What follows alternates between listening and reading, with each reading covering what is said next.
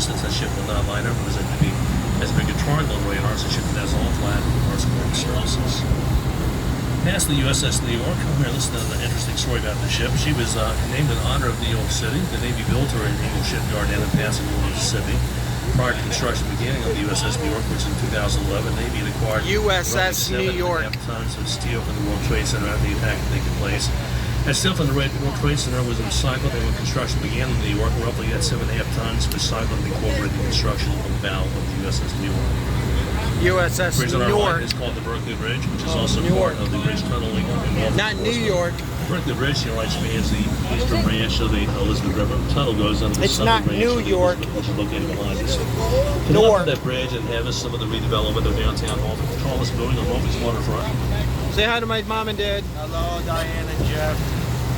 Kim, say hi to mom and dad. Bank of America building is 27 stories. Say hi to grandma. Also have grandpa. this the waterside Say hi to Grandma. marketplace. This marketplace was actually constructed back in the early 1980s. Several years ago, the city called it Woo! the The cops are after us.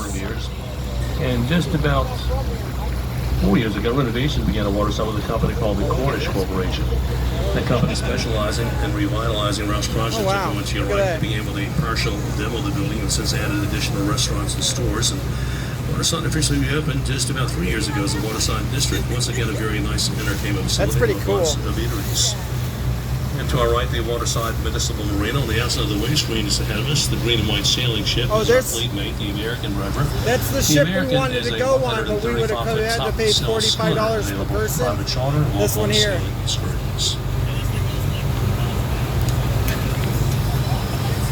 Really? Yeah, that's the ship. That's the one that was $45 a person. Like a pirate ship. Well, they gotta put sails up and all that. They even have a pirate flag on it.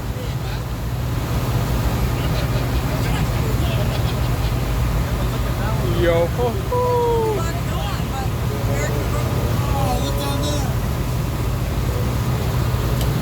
Oh, sailors or people sailing. And directly ashore to the right, a large gray building with a curved facade in front, which is Norfolk's World Trade Center, as the name suggests. A lot of businesses in that building are engaged in some type of world trade. The grassy area is Norfolk's Town Point Park. It's used extensively by the city during the warmer months of the year. Many types of activities, festivals, and concerts are held in the park. Most of them are free and open. Let's see. This coming weekend, the City of Anything Norfolk cool over Festivals here? are hosting the annual Harbor Fest, which kicks off on Friday morning with the parade of tall sailing ships coming into downtown Norfolk. Arriving here around noon, it kicks off the festival. It's a 3-day event on Friday, Saturday, and Sunday. Lots of entertainment, great food on the park, and again, that's an event, by the way, so free and open. On the park to your right, another large gray building to our right, and that is this National Maritime Center, currently entering its 26th year of operation, a $52 million maritime museum that offers a variety of interactive exhibits, hosting traveling exhibits. It's home to the Hampton Roads Naval Museum, and it's also home to the battleship USS Wisconsin. And we'll get a great view of here in just a couple of minutes. In the meantime, one of the other newer Oh, additions they're gonna let to us see Norfolk the Waterfront is Wisconsin. coming up on our right. Ahead of us, the Half Moon Cruise and Celebration Center. And that is a unique building. It's a combination cruise ship terminal and convention center. Went into operation approximately 11 years ago. Norfolk's been hosting cruise ships for a number of years. With the opening of the terminal, it's really enhanced the city's ability to accommodate cruise ships more efficiently. Ships from Carnival Cruise Lines, Southern America, Norwegian Cruise Lines, Costa Lines, Princess Lines, and many others have all had ships calling here. Most cruise ships head south from Norfolk during the warmer months of the year. Most are offering 7- and 10-night cruises down to the eastern and western parts of the Caribbean. Occasionally, some of the ships are also setting sail for Bermuda. Keep looking to your right, you'll find coming into view on the other side of the cruise ship terminal a very impressive U.S. warship. The ship I'm about to point out to you this evening is one of 4 Iowa-class battleships, which were in fact the largest battleships ever built, with the exception of 2 constructed by the Japanese during the Second World War. First of the Iowa-class ships built was BB-61, which was the USS Iowa. BB-62 was USS New Jersey, BB-63 the USS Missouri, To your right, the fourth and last the class constructed to your right is BB-64, that being the battleship USS Wisconsin.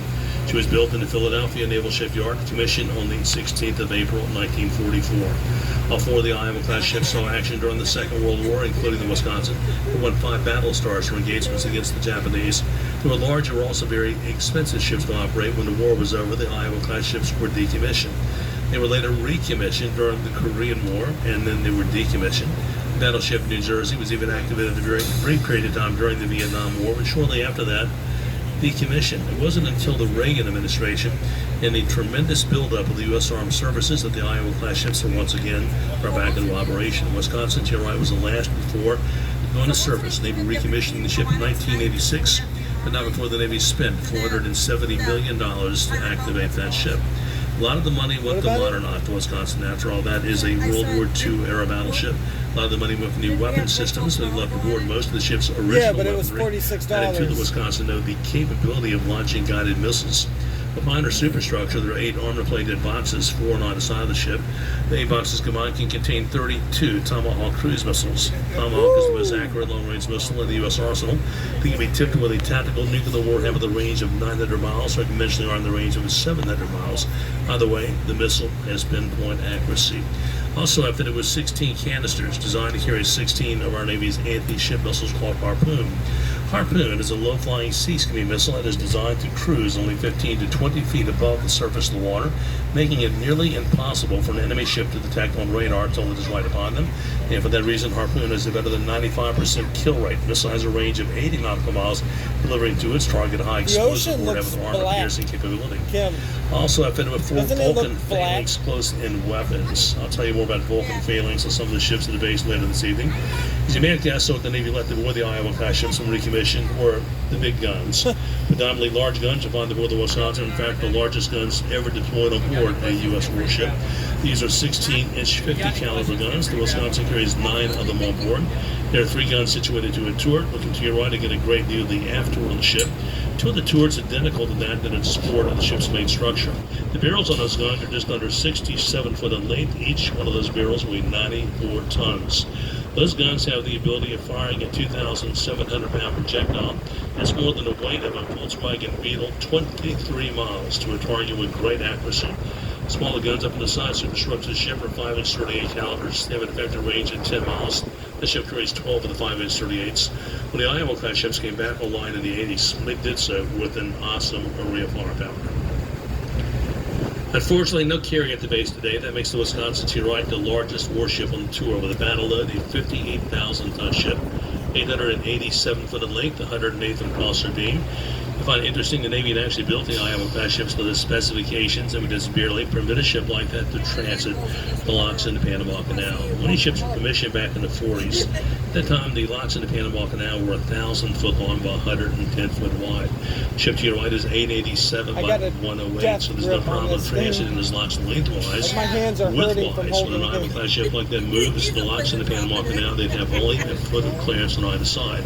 At this point in time, all 4 of the Iowa-class ships have once again been decommissioned, very large and very All right, that's it expensive for ships to now. operate.